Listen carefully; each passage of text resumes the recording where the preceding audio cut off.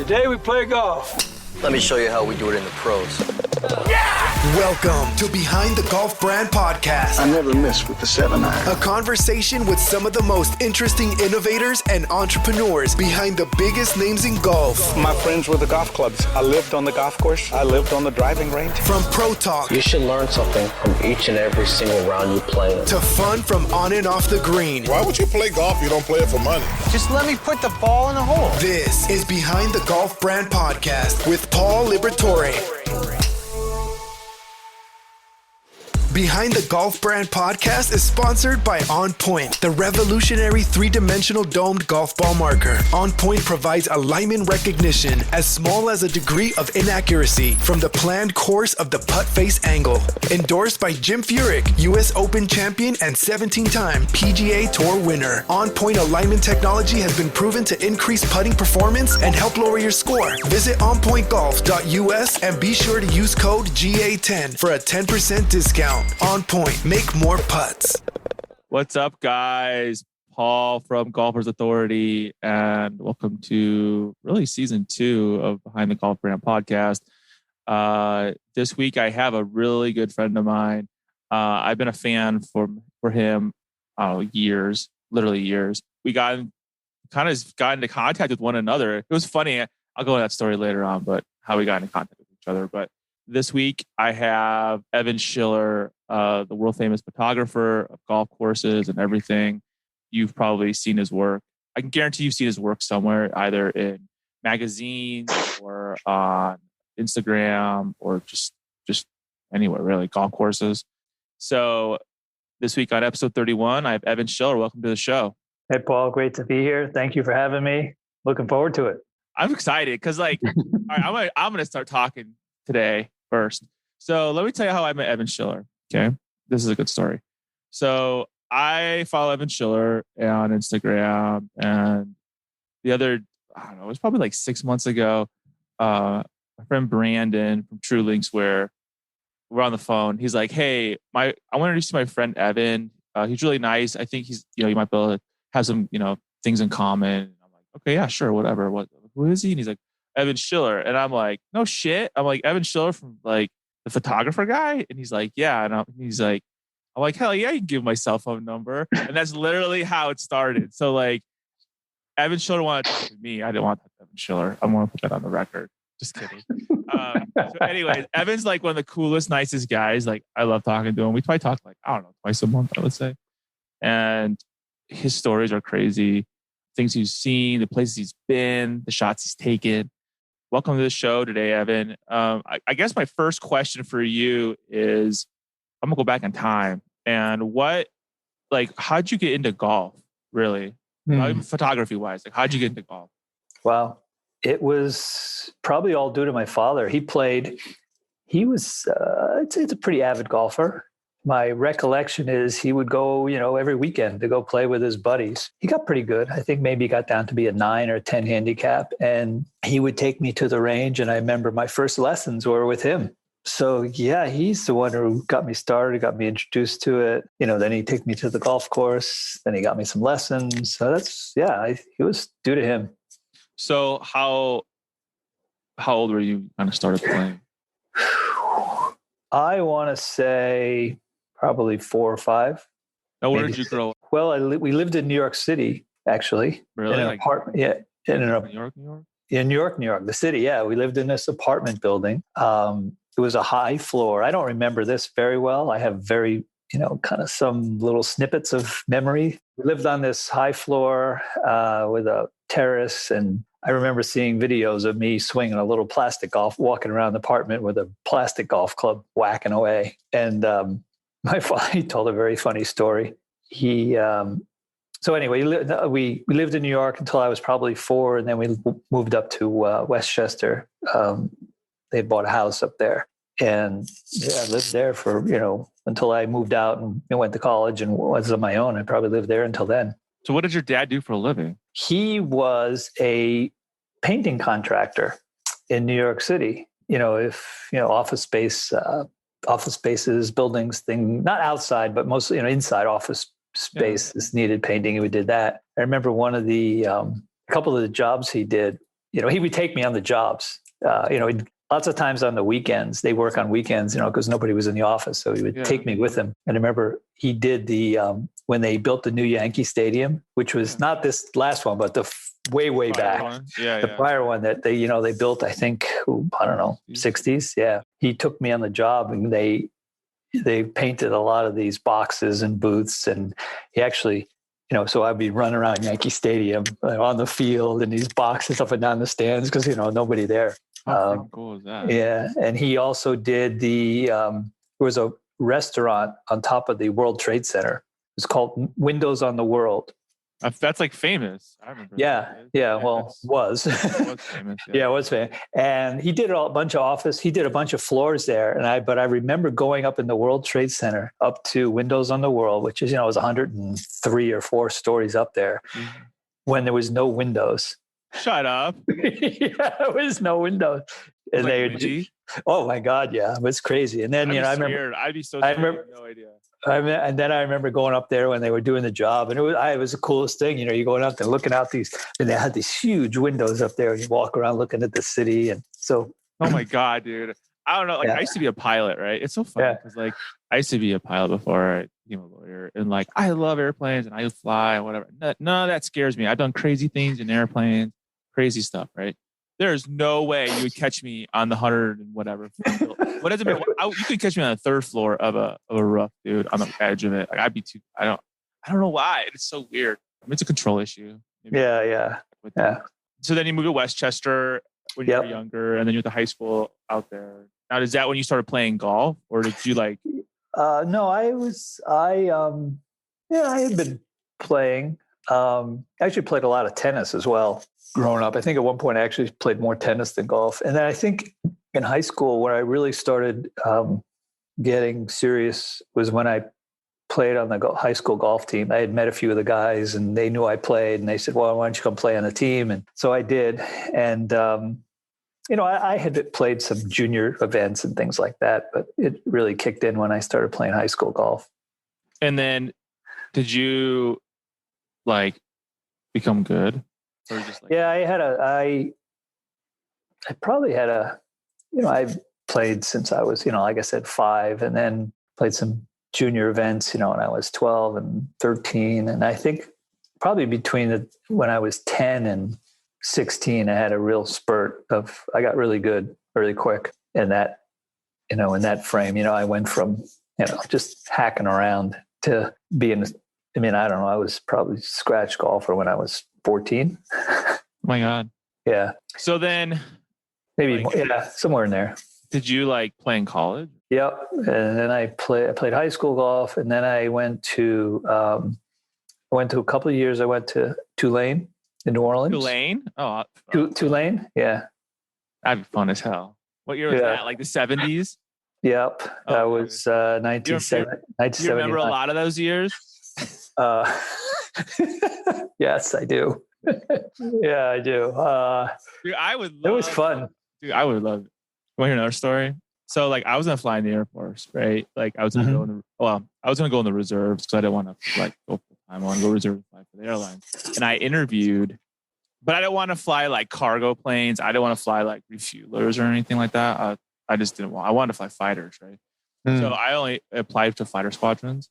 And I actually got an interview with a squadron in New Orleans, and they flew A-10s. A-10 is the Warthog, the big old right. So I interviewed there, but their interview was actually 3 days, and it was fun. Pretty much it wasn't much. But we had to do some simulators, and it was pretty cool. But part of our interview was hanging out and drinking and in New Orleans. It was crazy. But it all came down to this. This is what I learned. It all came down to, are you cool, and can we hang out with you? Because we're going to be stuck in a tent in Afghanistan for a year. I don't want to. Yep. That's what it was. And I'm going to find out in 3 days whether or not you're cool. And now that's obviously you're talented enough to fly a plane, because you wouldn't have gotten that. It's more about a personal level. Did you graduate from Tulane, or did you? No, I was there I went there, and there was the promise of, the golf team was pretty good, and it turned out it wasn't so good, and the coach was a drunk. And I mean, we had, don't get me wrong, we had fun, but it wasn't, I said, this doesn't work. So I was actually going to take a year off and figure out what I was going to do. And a friend of mine who lived in Miami and went to University of Miami said, why don't you come down here? And I said, my father would never let me. But you're in New Orleans, dude. I know, exactly. Right. It's like, well, he goes, that's what she said. She goes, damn, you went to Tulane. Are you kidding me? So I got on a plane. I went down to Miami. She showed me around, took me around the University of Miami, all the buildings. And I said, this is cool. The beach. So I went to the beach everywhere, and I thought, okay, I could get into this. Yeah. So I went to the admissions office and said, and literally this is in the summer. This is like in July or June or July. I said, well, who do I talk to? What do I have to do if I want to transfer? And they told me, and I said, well, can I get into the fall? She goes, possibly. So I got all my information, got it transferred out, and I went in the fall. It was like in August. I went there. That fast? Yeah, that fast. Oh, wow. Yeah. So, and then I ended up going to, Miami for 3 years and finished at Miami. And played and then you played golf at Miami? Yeah. Oh. And we had a pretty good team. So pretty much you went from Division I to Division I, right? Yeah. Golf. Yeah, golf. And we had a pretty good team while I was there. It was good. It's a good place to hang. Yeah. And this is the 70s? Now we were in the 80s. Yeah, so, we're in the 80s, the early 80s. So then this is like pre-Miami Vice years, would you say? Yeah, pretty much. Well, it was it was the beginnings of it. Yeah. I used to play, here's a good one for you. When I was in school with Jim Kelly. Football player? Oh yeah. Like Buffalo, Jim Kelly? Buffalo, yeah. Mark Richt. Oh, great. Yeah. Yeah, they were all my classes. At Miami? Yep. Kozar. Bernie Kosar. And Testaverde. They were all there. Oh, Vinny Testaverde too?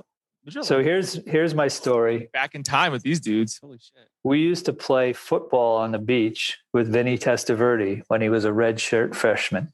We'd all go down to the beach, like on the weekends, and we had this group of play football on the beach. And, this guy shows up one day, we're playing football on the beach with Vinny Testaverde. And then, he goes on to, win the Heisman Trophy. And my buddy and I, my roommate and I was he really that good? I don't remember. I thought we burned him, didn't we? I got a story. You want to hear a story? Yeah. So that was my, So I have even history. So I went to Purdue, and Purdue, I was like really shitty about football. Right? I was shitty forever, like 20 years, right? And then all of a sudden we started getting good. We hired a new coach. This is the late 90s. And my freshman year we sucked. My sophomore year we got good. And I had a kid in my class who sat next to me in my psychology class named Drew Brees. He was a redshirt freshman. And he was nice and he was cool. And I knew him, right? We talked and whatever, group project or whatever. I don't remember what we did. But I was like, who's this dude? I didn't know. And he wasn't even starting yet. You know what I mean? And so then it was crazy. So then, we all know who Brees is. But then I started hanging out with the football players because where I lived, and they all kind of lived together. And so it was crazy because that's when the Boilermakers were good, like late 90s. And that's when they went to the Rose Bowl. And that's when the movies came out and a bunch of like half the team got picked up. But I remember one of my friends, his name was Matt Light, and he played for the Patriots. Yep. And I remember when he got drafted because the next day I saw him on campus and I was like, hey man, what's going on? And he was freaking decked out in Patriots gear, like head to toe, sweatshirt, pants, I just remember that. I don't know why. I just remember seeing him. Yeah. It's crazy because when you're in college, you don't really know. Everyone's the same, and those guys work their ass off. Like they have double time. But, Drew Brees is a good dude, man. Yeah, seems like it. I saw him crying last night or 2 nights ago. I was like, I get that. I remember when he got drafted. Might have been a last game. I think it is. I don't think he needs to make it his last game though. But yeah. But sorry, that's some football talk. So You graduated from Miami, and then what happened? I was debating whether I wanted to play tournament golf. I didn't really think I was good enough. I was okay in college. Dude, you went to Miami. Come on. Yeah, I was okay. But, you know, if you're going to do this for a living, you got to be, you know, I wasn't all American or anything. So I decided to play at the coaxing of my father. He goes, well, why don't you give it a shot? I was, listen, if you try for 2 years, it doesn't work out, we'll figure it out from there. And I remember actually because I knew a lot of guys from playing golf who said, you know, what are you going to do? And I said, I don't know. I said, well, if I can ever help you out, let me know. So I went to talk to a lot of these guys. You know, they worked on Wall Street, their insurance business, construction. I went to talk to them, like kind of an interview. And I walked around their offices and I said, this is not me. This is not me. Like, welcome to the rat race. Dude, you'd be a multi-billionaire right now. Like, seriously, you're going to like New York, Wall Street in the early 80s. Like, oh yeah. I knew all these, you know. Bro, greed is good. Yeah. So I played a summer of amateur golf after I graduated, and I actually played really well, had a really good summer of amateur golf. And I sent in my application to go to tour school. Oh, that's cool. Yeah.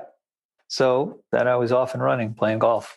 Were you traveling or what were you doing? Yeah. Uh-huh. Yeah, I played some mini tours in Florida, and, you know, I missed it the first time tour school, although I made it to the finals, but I missed it. And then I played mini tours and, you know, state opens and all that kind of stuff. It sounds like fun. Personally. Yeah, it was. You're young, you're single. I mean, heck yeah. Traveling around. Had no response. Or not kid, but when you're a young adult, like, you know, out of college, you feel like, oh, I have to grow up right now. I have to get a job. You know what I mean? And like, that's bullshit. You don't. Like, you could, like, that's the best time to take chances in life and be like, I want to travel the world. I want to play on a tour. Because 10 years later, bro, you ain't doing that. That's what my father said. He goes, you know, I know there's probably a lot of pressure on you. You feel it like, okay, you got to get a job. You got to do something. He goes, don't rush it. Yeah, you know, he said, I have seen guys who do that and then they're not happy and it's too late. You know, they turn around and it's too late. So go do what you want to do. They're bitter about it. They're like, oh, I should have. Well, so I was in college when I was I remember I was an intern, and I remember in an engineering company, and I remember the guys telling me like, oh, like this is the best time of your life. Like, enjoy it right now. And I was like, you know what the fuck you're talking about? I'm like, this sucks. Like, I'm working for free. Like, it's so like naive, right? Looking back, I was like, these guys are right, you know, because like literally I was home for the summer. I was making $20 an hour, which is a lot of money back. And like I was in my parents' house for 2.5 months. And so it's like, dude, I would love to have that. I mean, and then you get to do whatever you want. I think, that's the best time to get away and like, you know, learn about life as much as you can. So then you're doing mini tours. Did you ever make it or no? No, I never got my tour card, but I played some mini tours. I won some mini tour events. I played in a number of those. Yeah, you know, on Monday they have the 4 spotters. I don't know if for the tour events on Monday for some of the events. I don't even know if it's 4 spots anymore. It might be 2, but it used to be Monday, let's say of, you know, the Phoenix Open. Okay. Right. Yeah. Or they would have a qualifying. And actually, I think they were required by the law to do this, to leave it open. If it's called an open, they have to. Anyway, so Monday you could send in an application.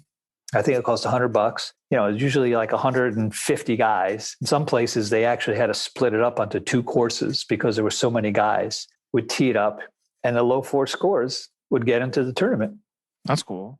Yeah, so I played in a bunch of those, and I actually made it in a bunch of those. Believe it or not, you know, it was basically, to me, it's like, okay, you go out and you just fire away. You got to shoot a low score. If you don't, you're not going to make it. So I qualified for a number of tour events that way. I think it was like 8 or 9 of them over, you know, a period of, I think it was 6 years or something like that. Mm-hmm. I played the U.S. Open in Shinnecock in '86. Did you really? Cool. Yeah, that was cool. Holy crap. Yeah, that was cool. My dad got to meet Jack Nicklaus. Oh, wow. Well, I knew his son Jackie because he was at North Carolina when I was at Miami, so we got to know each other. So that's how that happened. They kind of played against each other. And Yeah. Of course. Well, I played his son Jackie Nicholas was at North Carolina when I was at Miami, so I got to know him that way because we played in a lot of tournaments with North cool. Carolina. So it was cool. Yeah, it was very cool. Super cool. Yeah, so I did that for I played tournament golf probably till the late 80s, and I think I went to South Africa, played the South African tour a couple of years, and then I decided, you know what, I got to take a step back from this. So I said, you know what, maybe I'll go work in a club as an assistant, and I can do that and maybe still play some tournaments and just figure out what I'm going to do. So I ended up working as an assistant at Quaker Ridge in New York for 3 years, and then I worked at Westchester Country Club for 2 or 3 years as an assistant. Holy crap! Yeah, I had a pretty good gig. Yeah, they let me teach and play, and that's basically what I did. I thought, well, this is cool. So how'd you get into photography then? Now that we kind of know. Yeah, well, I had when I was playing. It was actually, I think it was in 1986. I was playing. I had kind of always taken pictures. My parents got me an Instamatic at some point. We'd go on our family trips, and I would take pictures. My mother was a pretty good photographer, not a professional, and my father was a kind of semi-professional movie maker, just for it was a hobby. Really? Yeah, on the side. This side gig is a movie maker. Yeah, side gig as a movie maker. Yeah. What kind of movies? Oh, just he was part of this group, and they would make movies. I don't know whatever happened to them. It's not like they were in theaters or anything. That's still really cool, though. I made movies in 8th grade. Yeah. So where was I? I forgot. Oh, so I think where it really turned was in 1986. Played the California Open at Mission Hills and the La Quinta Mountain Course in the California desert. It was in August. And it was 120 degrees. It was so hot. I'd never been in weather that I'd never seen so hot. Bro, you were in South Africa.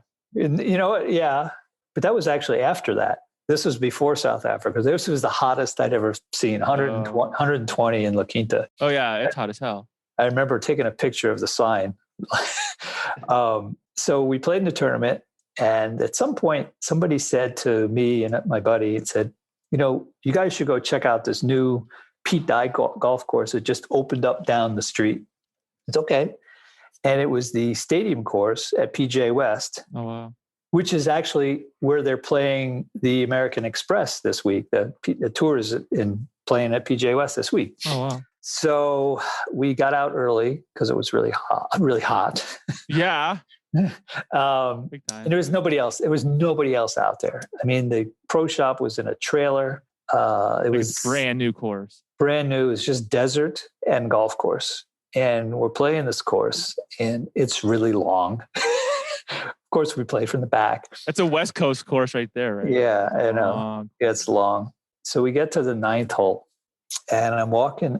We hit our tee shots, and I'm looking out at the 9th hole. The 9th hole is this par 4 that bends around a lake. I wouldn't say it's really a dog leg, but it kind of curves a little bit around. It's got the lake. It's got this bunker that runs the length of the fairway, and then it has the railroad ties along the Pete Dye railroad ties along the bunker. The railroad ties run all the way along and then in front of the green, and it has the backdrop of these mountains. And the water was still, and it was this beautiful reflection in the water of the mountains. I said, man, this is so beautiful. Wow. I said, you know what? I got to start taking a camera with me when I go on these trips so I can take pictures, because we didn't have cell phones. Yeah. So I went home and bought a camera and started taking it with me, whenever I played. And I would just collect these pictures. And I remember I would give them to my buddies, and I remember hanging them on my wall in my bedroom. I would line the wall with these things. That's awesome.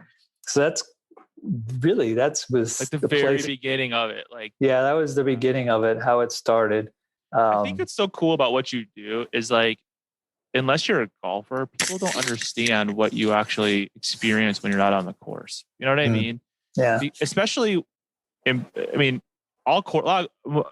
courses are all different all around the world, right? And you can play in mountain areas, or, ocean, and it's like the way they design these courses within the environment, and it's almost like you're playing golf in nature. You know what I mean? And I didn't really realize that to myself until I was in college, right? And playing courses in the Midwest, there is nothing like playing courses in the West. And I think what's cool is you capture that moment, or what that player sees that the rest of the world wouldn't see if they didn't play the game. Yeah.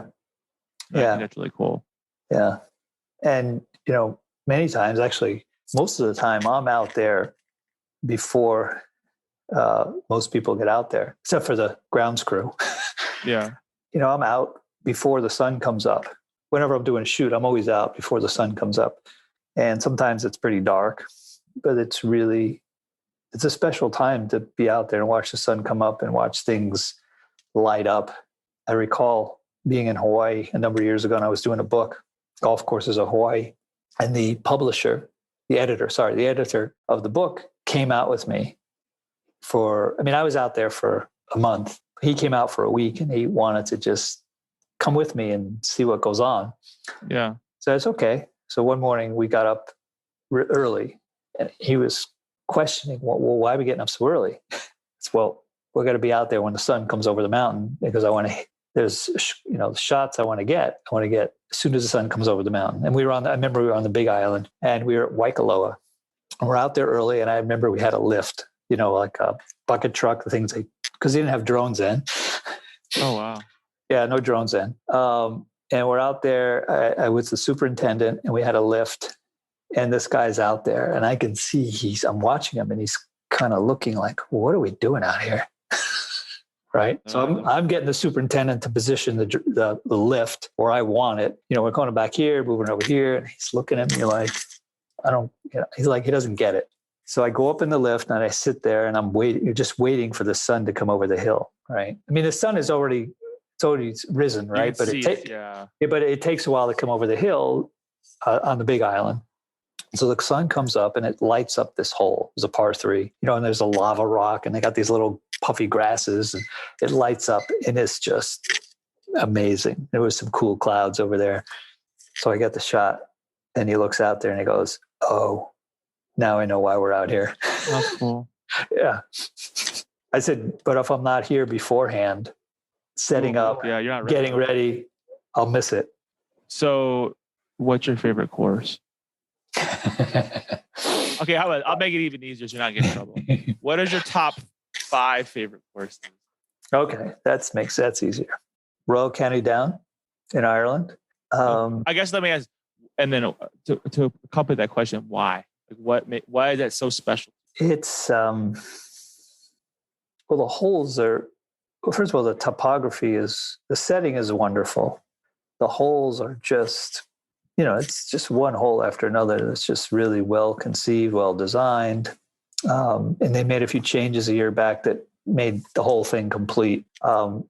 It's everything. It's the setting. It's the course. It's a little different than a lot of courses in Ireland, because the dunes there are a little bit larger, and it has this backdrop of the mountains, and it's just the whole setting of the place is really, it is, really is. Number 2, I would have to say Cypress Point. Who's that? It's in California on the Monterey Peninsula. Oh, that's beautiful. Yeah, it's an Alistair Mackenzie. It's almost like you play 3 golf courses there. You have the holes that go through the forest, big pines. Really? Yeah. And then you have the holes that go through the dunes, because it goes through the forest, then it comes out and you go through the dunes. And then it has holes by the water, 15, 16, 17, and, for the most part, 18 are all, you're by the water, and just with the waves crashing. And let's go play golf right now. Yeah, I know, exactly. Oh, and I'm looking at an aerial map of that course. Yeah, it's pretty good. And those are all the rich people live right there, those houses. Oh yeah. Number 3 on your list. This is not necessarily in any particular order. I know. Yeah. Fisher's Island. Where is that at? It's off. It's actually in New York, but it's closer to the coast of Connecticut. It's an island, basically. It's in New York, but off the coast of Connecticut. You have to take a ferry to get there. So unless you have your own boat or your own ferry. Oh, so like right off Long Island, right? Yeah, but actually, Long Island and it's between Long Island and Connecticut. So you take a ferry from New London, Connecticut. You can take your car. Half the island. I mean, the island's only, I think, 7 miles long, and at its widest, it's a mile. But most of the island is not that wide. And at the far end of it, I think it's the far east end of it, is the golf course, and the far east end of it is privately owned, and it's a Seth Rayner golf course. You can see you can see the water from every hole. Oh, that's cool. Yeah, you hear the lighthouse going and the bells. So I put that one up there in the top 5. Number 4 on your list. Punta Espada in the Dominican Republic. Oh, I think you're telling me about that one. Yeah, it's I don't even know if it's ranked in the top 50 in the world, but it's one of my 5 favorites. I mean, it's in the top 100, I think, but it's one of my favorites. So when the Dominican Republic, yeah. So when you get to shoot these courses, do they let you play golf there? They do. Yes, they do. I don't always have time, but yes, they do. Yeah, because you're working. Like I said, you're there to hang out. Yeah. So out of the top, because we were talking about this one time, like out of the top 100 courses in the world, like how many have you shot? Oh boy. You kind of like a rough estimate. I was like, holy crap. Yeah, I would say, because that, the top 100 keeps changing. Top 100 in the world or top 100 in the US? Probably in the top 100 in the US. US is probably easier to figure that out. Yeah, maybe a third of them. Holy smokes. Yeah. So they keeps changing, but yeah. So when you take shots, like what cameras are you using? I know everyone probably asks you that question on Instagram. Yeah. What camera is that? No, it's basically 2. I use a drone. What kind of drone? The drone is called an Inspire 2. That's DJI, right? Actually, I should have had it here. I could have shown you. Yeah, it's a DJI Inspire 2. It's it's probably their top of the line. Is that the white one? No, it's kind of this gunmetal gray. It's all carbon fiber. Oh yeah, and the camera hangs down, right? Below. It hangs down. So you don't have to worry about. Yeah. Well, how it does that is the landing gear goes up and down. No, like when you take off, the landing gear goes up so that you can swing the camera around in all different directions if you want to. But then when you swing the drone, right? You drone stationary. Yeah. The camera and then when you land, the landing gear goes down. One of the things that the sensor's really good. The camera's really good. One of the camera is on. It has 2 different cameras. Oh shit. That you can attach to it that are both made by DJI. One's called an X5S and the other's called an X7. The video capability of the X7 is probably better than the X5. But the still images of the X5, in my opinion, are a little bit better than the X7. So I use both. One of the things I like about it is the interchangeable lenses. Oh, that's cool. Which most drones, like the Mavic or the Phantom, doesn't have interchangeable lenses. It's one lens. Usually a wide angle lens, like a 24 millimeter lens. Yeah. But with the Inspire, it first of all has a bigger sensor and it has interchangeable lenses. So I use 3 different lenses. I use a 50 millimeter, which is like the equivalent of 100 millimeter on a regular DSLR, which gives you that zoom effect. I use a 24 and I use a 15. So depending on the scene and what I want to compose. So I really like the fact that I can use interchangeable lenses. So, and then what about what camera in your hand? Oh, the camera in my hand is a Hasselblad H6D50, which probably doesn't mean much to anybody, but yeah, but all the photographers are like Googling it right now. Yeah, I know, exactly. It's a medium format camera, so the sensor is bigger than like a Canon or a Nikon. It's actually 2.5 times the size. The sensor is like 2.5 times the size of a Nikon or a Canon, and the file that it puts out is pretty big. For all those, it's Like a huge file, so you can like play with it. yeah, it's a 145 megabyte file. Holy crap! Per shot. Yeah, not as a TIFF, which probably means something to photographers. As a raw image, it's not that big, but as a TIFF, it's like 145 megabytes. That probably doesn't mean much to most people, but yeah, it's a huge file, which gives you a lot of information, a lot of leeway to work with. So you just bring your camera and the drone with you when you travel these places? And a tripod, yeah. Tripod. Extra lenses and stuff too, or no? Actually, the one lens, I use the one lens with Hasselblad. It's like a 35 to 90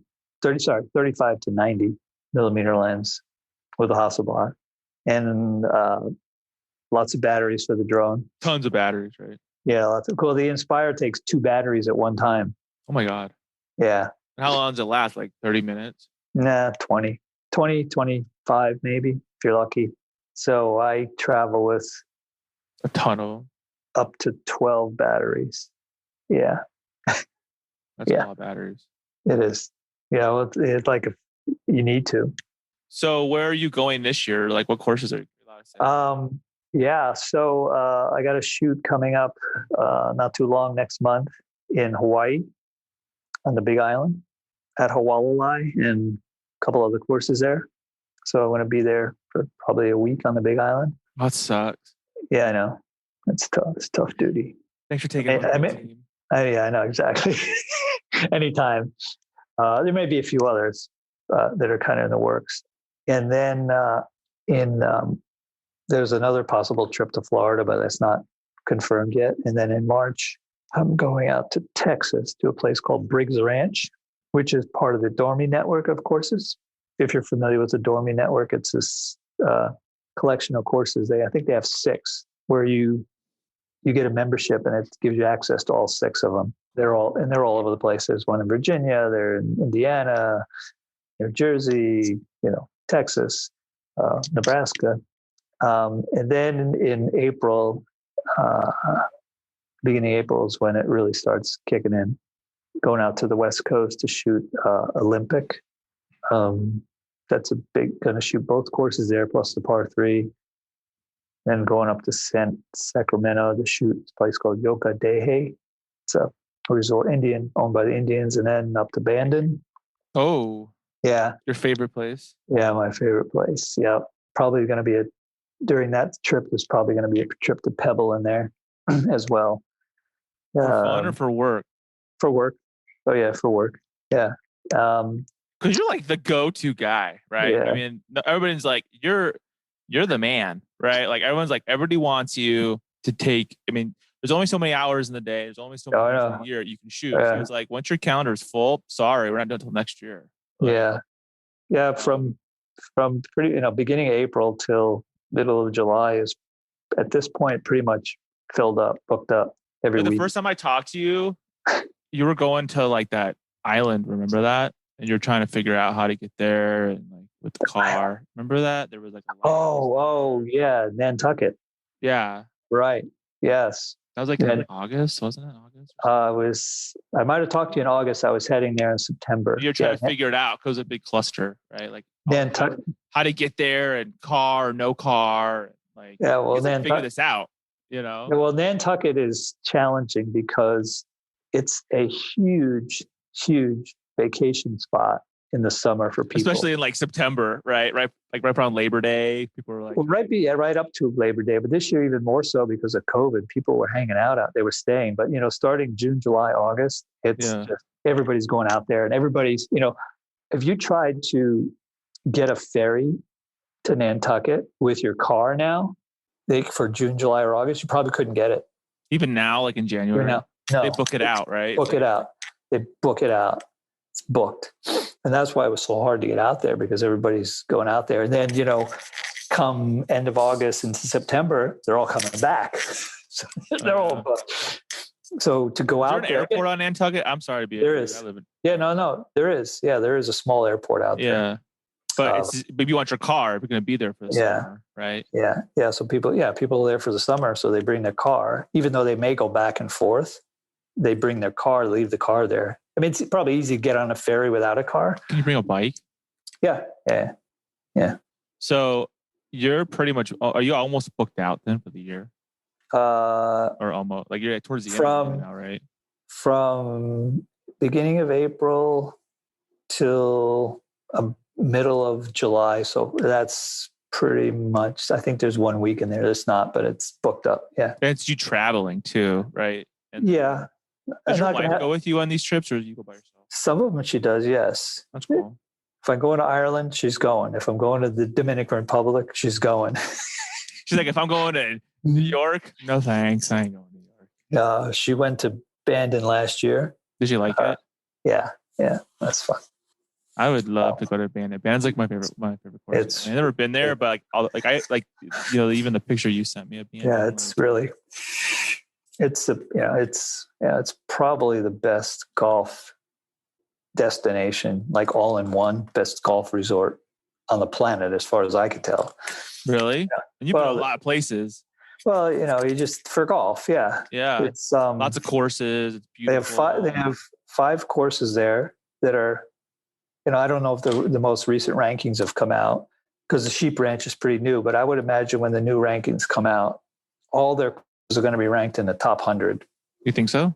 Yeah. Well, there's 4 of them are ranked in the top 75 now. So I would imagine when the Sheep Ranch comes out, because it won Best New Course, I think, that's going to be ranked in the top 100. So they're going to have 5 courses ranked in the top 100. Plus they have the par 3 course, which is one of the best anywhere.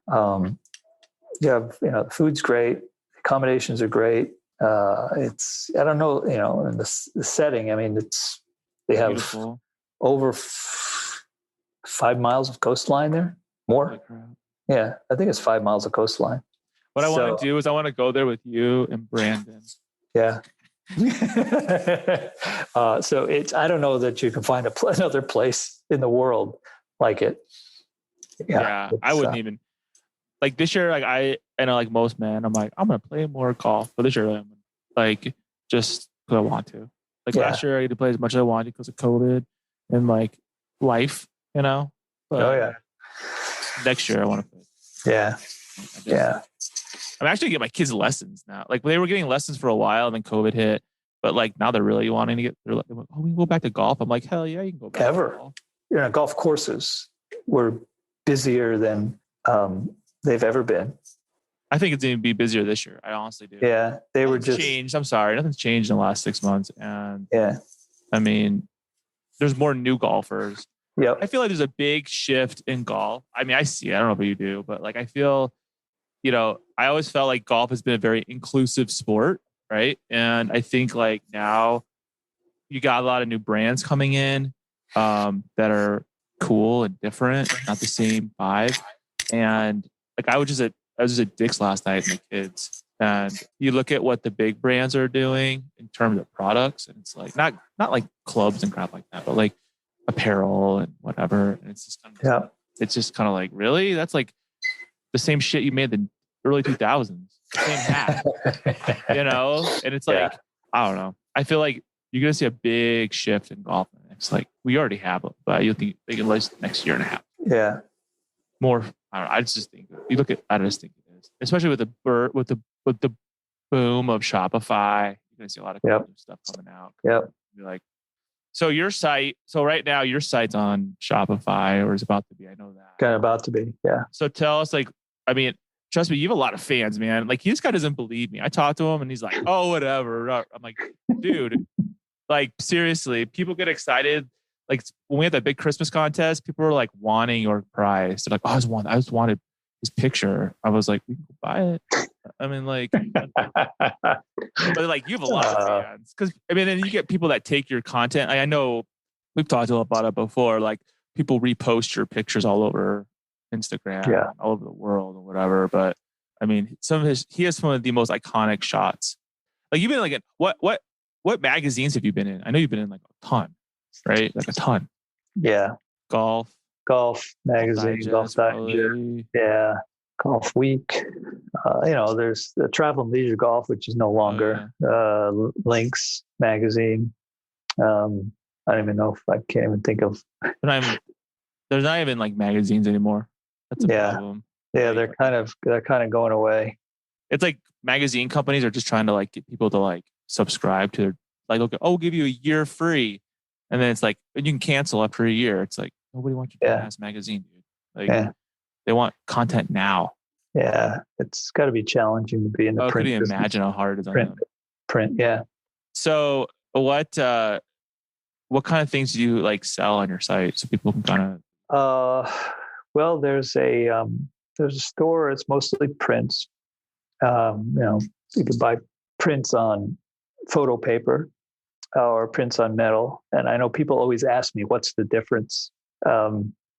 So it's actually kind of cool. I get a lot of calls or emails or texts, like, tell me what's the difference between print on photo paper. Metal is 100% legit. Like, I mean, the print on photos, it's a photo. I mean, you can't, so it's easy to describe what that is, right? Yeah. Print on metal takes it to a whole nother level. And actually, we're going to have the unboxing video of it. And I have it it's over here, but I'm going to bring it to my office because it's so beautiful. It literally looks like you're there. Like, and that's the only way I can describe it. That's it. It's like, it has this real, they really pop. It's almost like a 3-dimensional look to them. Yeah, for real. And it's actually, what's interesting, it's not even really a print. It's a sheet of aluminum that has special dyes infused into it. So what they do is they actually infuse the photo into the metal. So it's not even printed onto the metal; it's infused into it. And well, you saw it. It looks they look great. And then it comes with this, for lack of a better term, called a hanging mechanism on the back, which is called an inset frame with a French cleat. I love it. So that has a really clean. And I'm not trying to sell it. I'm not like, oh, you're gonna buy one. I'm telling you, when we shot that video, my cameraman was like, "Is that what the hell?" And he was like, "That's awesome." I'm like, I know. We're like touching it, and it's like you literally could walk through this picture. And usually I can't say that. The best way I can describe it, and I bet you this is what they do. Like how they have those fancy like Photoshops in Vegas. Like those famous artists with like whatever, Grand Canyon or whatever. Yeah. It looks like those. That's what it looks like. If you had a light on it, I bet you'd be like totally engulfed. Yep. Those are like $7,000 for those pictures. These things are reasonably priced. Like, I mean, I don't know. It's freaking awesome. It's my favorite. I'm not just saying that like, oh, it's really cool, you should buy it. I'm telling you right now, that is, I don't say it's about a lot of things. That was probably one of the coolest things I've ever seen. Like, they're really cool. And my sense is a lot of people don't. I probably sell more prints on photo paper than metal. Yeah. And I think a lot of people are not familiar with the metal prints. It's education. Yeah. And also, it's education, but also it depends on where it's going to hang. Well, here's the thing. When you were telling me about it, I was like, what the hell are you talking about? Yeah, exactly. You know what I mean? And then when you get it and you're like, and you compare the two, I'm not saying anything bad about one or the other. When you compare the two, they're just different. And it's like, if you want them, like my opinion on the metal print is like, if you want something you can just go hang up right now, right? And be like, look, I'm awesome. Just do it. If you want to get the photo, which is beautiful, you have to get a frame and put it in glass. And whole 9 yards, which people want to do that. So it's like you have both sides. Yeah. I'm thinking about coming out with two more products, which are kind of cool. What? One is a different process of printing on photo paper, and it's printed on a paper called it's a Fuji paper, but it's a glossier paper, and it actually looks almost like the metal print, but it's on paper. That's cool. Yeah. And then there's another one I'm going to do where they take this paper called Fuji Flex, which is this, I mean, it looks like, my wife opened it up. She goes, it looks like a piece of glass. Really? It's paper? It's photo paper by Fuji. And then what they do is they mount it on a piece of metal, right? And then they seal it.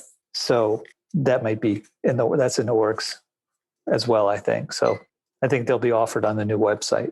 The thing is, you gotta, it's one of the things is you have to be able to explain to people what it is, because sometimes it's hard to tell what it is through a photo. You know, Yeah, if people are going to be spending that much money, they want to know, what is this thing? Yeah, I mean, I could literally see your photos like in a gallery like that. You know, like in Vegas, one of those Peter, what's his name? Like one of those like that's how cool those. Yeah. Check them out, you guys. They're really cool. But did you sell out of your calendars? Did I sell out of them? Yeah. No, I usually print enough that I don't. Yeah, I have mine in my office. Yeah. I'll probably come close this year. That's cool. Yeah. So where can people find you? Well, my website is golfshots.com. Pretty simple. Golfshots.com. The store's on there. There's galleries on there. Yeah. I live in Connecticut. You can go visit them if you want to. Go visit, yeah.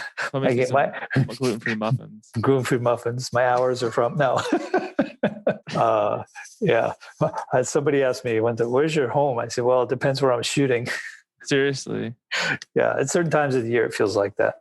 Well, thank you for being on the show today. Hey, thank you. This is awesome. Thank you. It's fun, right? Like all we do is just hang out and like people who know you as Evan Schiller, the person, right? Like I know you as a person because we've had lots of phone calls together, but you guys have to check out his stuff. I mean, you've probably seen it, you know, but if you want to decorate and you want something really cool, you need to get some of his stuff. Like it's so cool.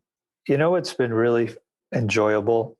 You know, you talked about the followers on Instagram, is getting to know some of them, you know, via the conversations on Instagram, or, you know, they call me up and they ask me questions, or I get to know them. So that's actually, and most of them you probably never get to know, but the ones that do get to know through, you know, a chat or who call me up and they have questions about stuff. That's kind of cool. Oh yeah. That's what I love about this too. Yeah. What's cool about golf is that you're talking about golf, right? Like golf, and most people you're talking to are interested in the same thing you are. And it's just another way of communicating. I had a guy actually yesterday. A guy called me from New Jersey. He just built a golf room in his house with a simulator. That's cool. You know, he's got TrackMan. He's got the simulator. Oh, crap. You know, yeah. So that's money. Yeah, it's, you know, it's substantial investment there, right? So he calls me and he goes, "I'm thinking about getting some photos for this room." And he's in his car driving and he goes, "Yeah, what do you think? I've got this wall. It's, you know, 20 feet long and it's 9 feet high. And then I got this other wall. I'm just trying to figure out." He goes, "I'm not good with spatial relationships." So he gets home and he goes, "Wait a second. Here, I'm gonna FaceTime you." He got home and he went into his room, his golf room. He goes, "Here it is." Yeah. So he's walking around. He goes, "I'm thinking about putting a photo here and here. What do you think? What size will work?" I was on the phone with the guy. You should buy the biggest metal print I have. So it's 5 of them. Fun. Show me this room. He's walking around. What do you think here? What do you think here? That's cool. It was cool. That was very cool. I don't know. I've connected with some cool people on Instagram. I'm honestly like just through this. I've met some really nice people. Yeah. I mean, we're all the same, man. You know, like we're just a bunch of nerds want to play golf. Bunch of golf whacked out nerds. Bunch of nerds. Well, cool. Well, thank you for being on the show. You guys can check out Evan on his website and on Instagram. What's your Instagram handle again? Golf. Evan Schiller Photography. Whatever little hash. You're gonna go to his Instagram and you're gonna be like, "Oh, I already know this guy is." Trust me, you're going to, because people copy his shit all the time and they like repost it. So that's all right. As long as they give me photo credits, okay. Yeah. I mean, so you can be like, "I already know this guy." That's how I know him too. But anyways, thank you for being on the show, and I will talk to you soon, my friend. All right, man. Thank you. It was great. It's a pleasure. Thanks for listening to another episode of Behind the Golf Brand Podcast. You're going to beat me at golf? Stay connected on and off the show by visiting golfersauthority.com. Don't forget to like, subscribe, and leave a comment. Golf is always more fun when you win. Stay out of the beach and see you on the green.